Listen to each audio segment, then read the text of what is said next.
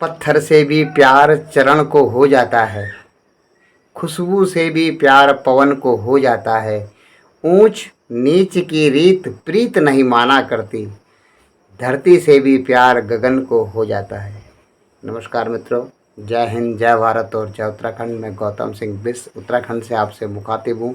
मित्रों, रामायण में तुलसी बाबा एक जगह पे लिखते हैं, सजह मूल जिन सर तन नाही, बरिस गए पुनि तबहि सुखाही।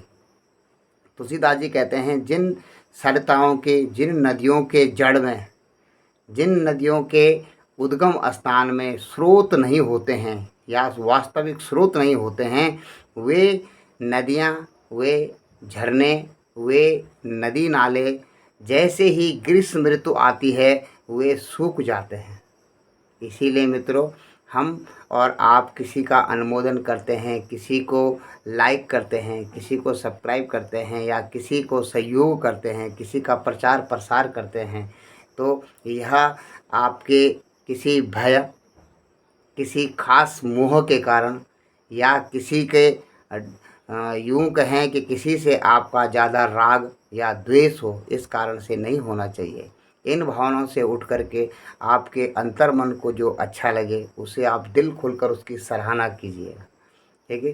तुलसी बाबा इसीलिए रामायण में लिखते हैं, सजह मूल जिन सर तन नाही, बरिस गए पुनि तबहि सुखाए। जिन सरताओं के उद्गम स्थान में, मूल में सजह नीर नहीं होता है, उन उद्गम स्थानों पर जैसे ही ग्रीष्म ऋतु आती है, वर्षा ऋतु जाती है और ग्रीष्म ऋतु आती है, वे सूख जाते हैं।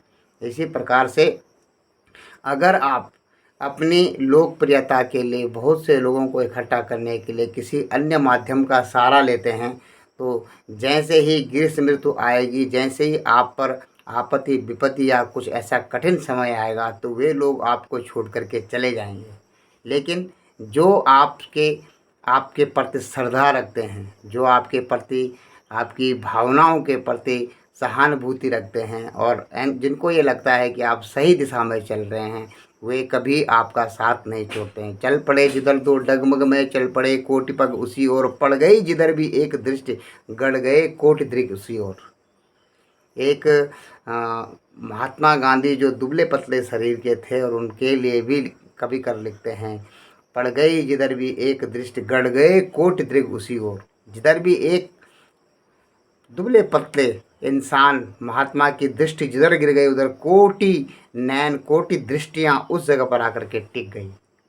तो यह एक नेतृत्व का है और नेतृत्व आपका बहुत ही उम्दे दर्जे का होना चाहिए। और अगर आप मेरी तरह वैराग्य आदमी हैं, वैरागी स्वभाव आप रखते हैं, आप जानते हैं कि आपके दादा परदादे एक दिन सभी आए और चले गए, और एक दिन आपका भी नंबर है या आप भी जाने के लिए हैं। आपने कितना हितकर कार्य अपने समाज के लिए किया है, अपने मित्रगणों के लिए क्या है, अपने आने वाली पीढ़ी के लिए क्या है, मात्र यह सोच करके नहीं कि सिर्फ अपने बच्चों के लिए आपने कितना किया है। आप सिर्फ आपके जो खून से बने हैं उन्हीं को आप अपना बच्चा समझते हैं, जबकि वसुदेव कुटुम्बकम कहते हैं, अयम निजी परिबेति गणनाम लघुचित साम।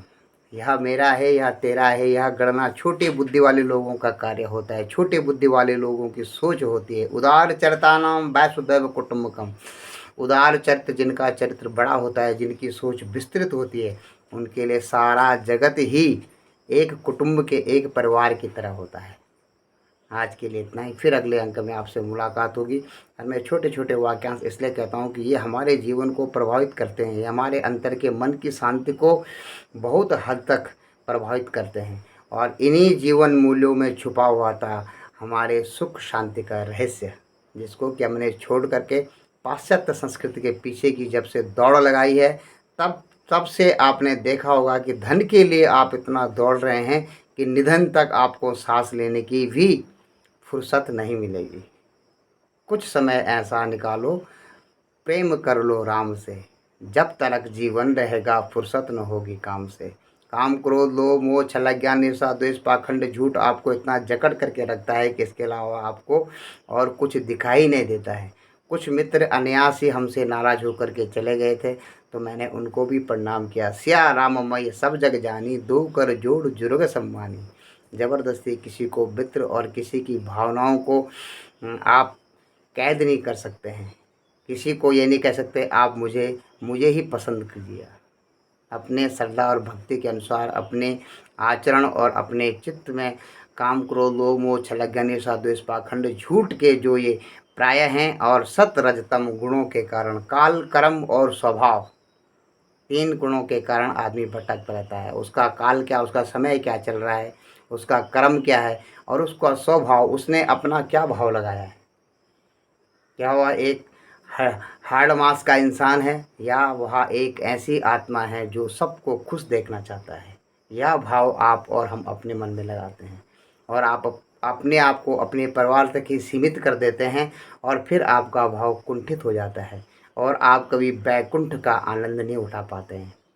वैकुंठ कहते हैं जिसके मन में किसी प्रकार की कोई कुंठा न हो, जहाँ पर पा फा बा भा और मा न हो, पतन फलिच्छा बंद भया मौत जहाँ पे नाय, पाफा बामा जहाँ नहीं सो अपवर्ग कहाय। वही अपवर्ग वैकुंठ कहा जाता है हमारे शास्त्रों में।